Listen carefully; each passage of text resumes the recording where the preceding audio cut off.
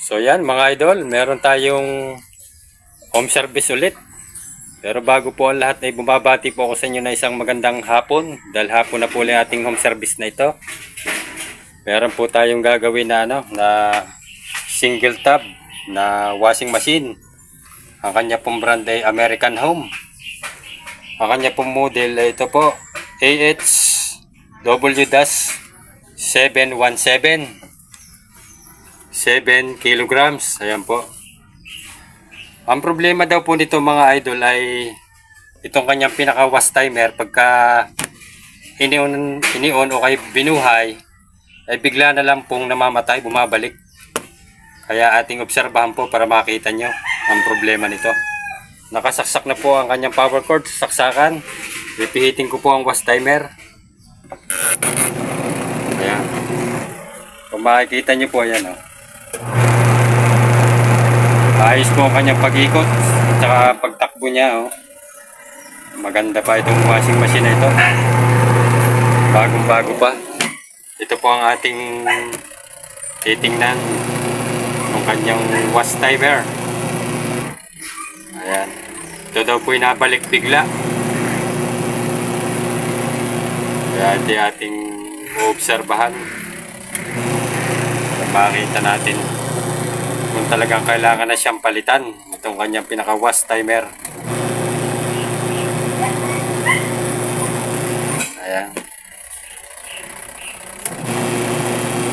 Hindi pa siya na pilwag. Parang dito yata sa banda rito yan biglang bumabalik.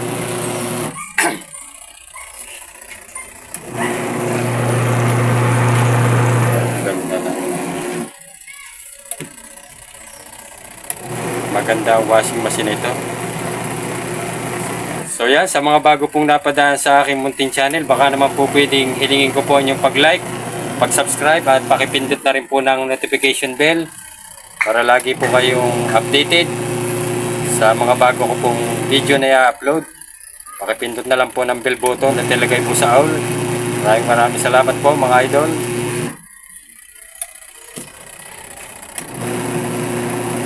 Yan, ating hintayin pa na konting oras. At saka sa mga kaibigan ko rin po sa YT, mga kadikit ko po, maraming salamat po sa patuloy nyo rin po suporta sa aking munting channel, mga idol, mga brother, mga lods. So yan, hindi pa siya nag-e-error, okay, bumabalik na bigla. Kailangan makita natin ang pagbiglang balik.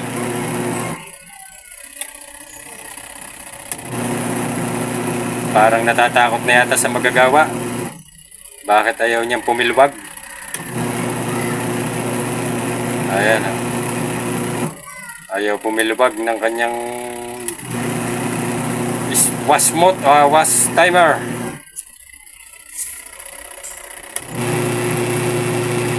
Siguro ito may pagkakataong tumipilwag.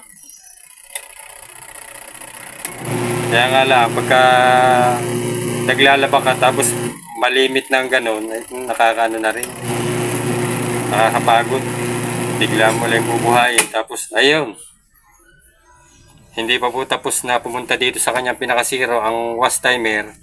Bigla na po siya nag-off. Ayan po.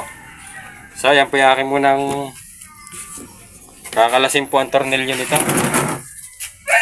Yan, isa, dalawa. Akin muna po itong kakalas. Titingnan po ko kung anong klase itong wash timer nito para mapalitan po natin ng bago. Standby muna po kayo dyan mga idol.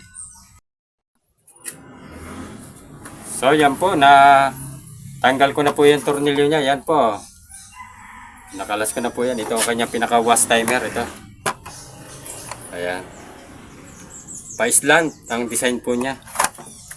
Ayan. Bali ito ay ilang wires? 2, 4, 6 ang wires po niya. Kasi siya ay merong control dito. Sa heavy at saka normal. Ayan.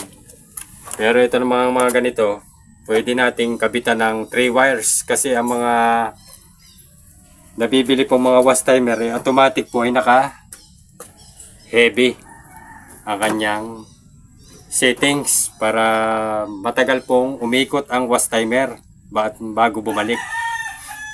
Ayan. Ayan, akin muna po itong ikakat. Akin muna puputulin niya. Papalitan ko po ng bagong wash timer. Ito po ipapalit ko 3 wires. Ayan. Yan po ang design.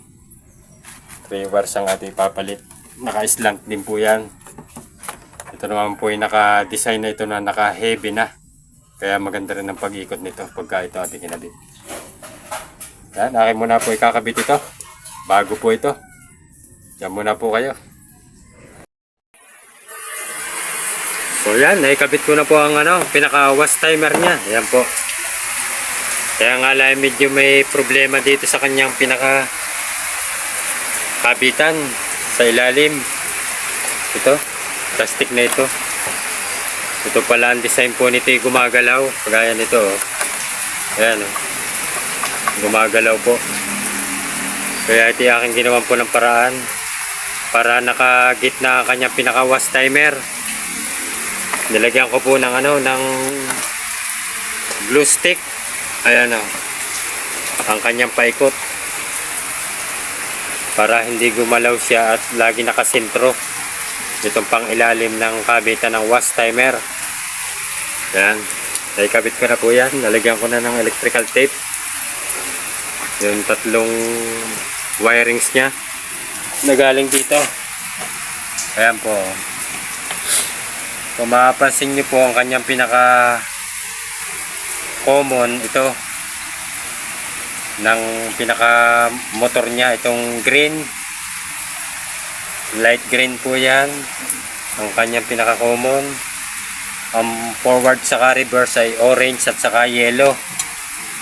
So yan, kaya ito pumunta dito sa taas. Ayan, ayan, orange at yellow.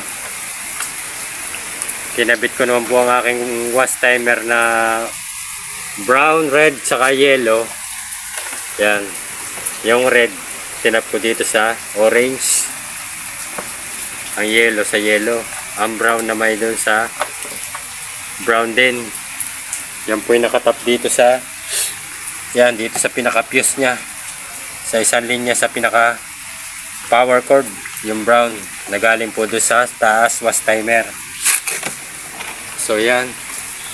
Tapos dito po sa kanyang pinaka selector knob ng timer ay iba rin po ang kanyang pinaka stopper. Kaya ito po yung aking ginawa ng paraan. Aking pinaso ng panghinang yung pinaka stopper niya para sumuot siya at sumintro sa 0. Ayan.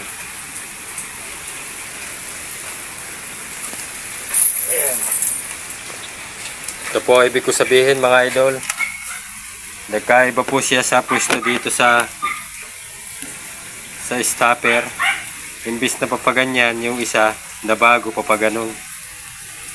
Kaya ginawa natin ang paraan na lagyan natin, pasuan natin ang panghinang yung selector knob ng wash timer para siya ay pumasok din. Kasi ganyan po ang nabibili na mga replacement na mga wash timer. Kailangan mo mag-DIY para may kabit mo na maayos. So yan, akin lang pong tutornilyohan po ito. Ayan, yan po na may ayos na ang pagkakakabit niyan. Nagawa na po natin ang paraan para maganda ang paggamit nito. Para masolusyonan natin ang problemang bigla na lang siyang bumabalik. So dyan muna po kaya. Akin muna po ito lalagyan ng tornilyo. So yan mga idol, naikabit na po natin lahat yan. Nasaraduhan na rin ang kanyang pinaka-cover. Ating ipa-final testing na po yan. Nakasaksak na ang kanyang power cord sa saksakan. Ayan. Ipihitin ko po ang kanyang pinaka-wash timer na bagong palit. Lalagay po natin sa 15. Ayan. Dito tayo sa loob. Ayan. Yan ang kanyang forward. Tapos reverse. Ayan. Napakagandang tumakbo ng washing machine na ito. O kanyang pag-ikot. Ayan o. Maganda ang ikot niya. Malakas ano? Malakas. Ang sabi ni Ate Ann ng aking suki. Shout out Ate Ann. Oo nga naman. Tayo po ay nagbablog ng kaunti. Baka naman. Ayos siya magagawang yan. Shout out. Yan, salamat po Ate Ann.